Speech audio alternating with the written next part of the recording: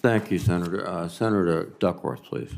Thank you, Mr. Chairman. Let me just say that a free, independent, democratic Ukraine that can defend itself is in America's national interest. And in fact, should Russia overrun Ukraine, it will not stop with Ukraine, and then Article 5 of NATO will be invoked, bringing U.S. troops. So this is about keeping U.S. troops out of a war in Europe.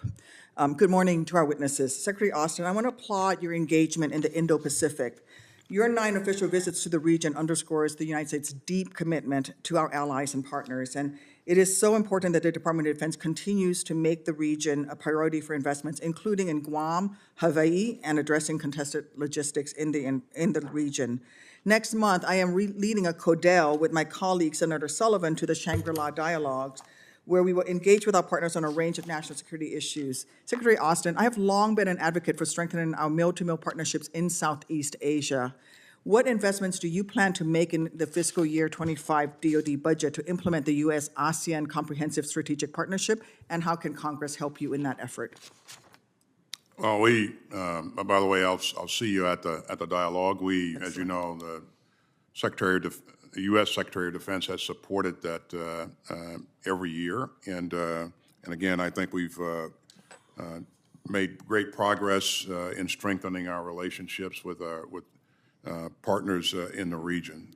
In terms of ASEAN, we have continued to develop our relationships with ASEAN members. Every year, we attend the Defense Ministerial meeting, Members Plus, and so I think we've gained a lot of ground in reassuring partners in the region.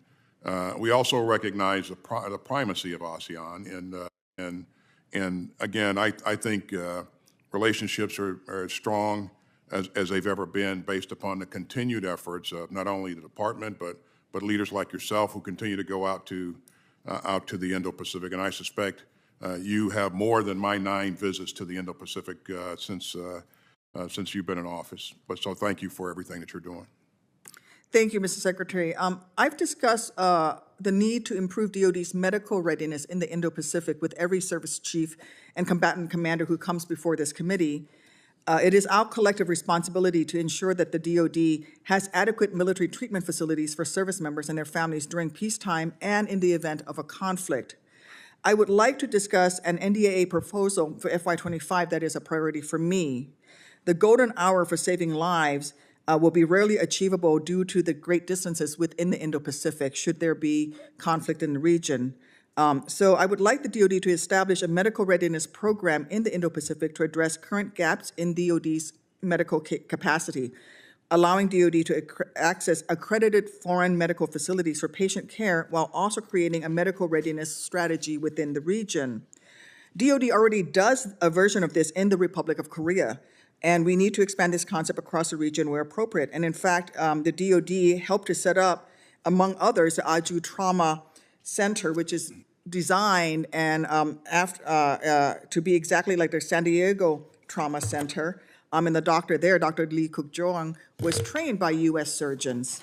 And in fact, that is where the North Korean defector was sent in 2018, and his life was saved because he was able to be operated on at that center. Secretary Austin, DoD has a limited number of military treatment facilities west of the international date line.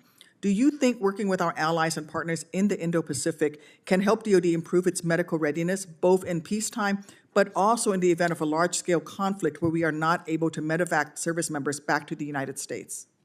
I do, Senator, and I agree with you. I think Korea is a great example. From talking to our troops and family members, they really appreciate having the ability to do what you described and take advantage of existing capabilities. So there's no doubt possibilities to do those types of things in other places, and I think we should explore that. So.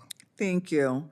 Secretary Austin, Undersecretary McCord, and General Brown, can you work with my staff and me to refine this proposal with a goal of potentially establishing this medical readiness program in the FY25 NDAA? We will, Senator. Thank you. I yield back, Mr. Chairman.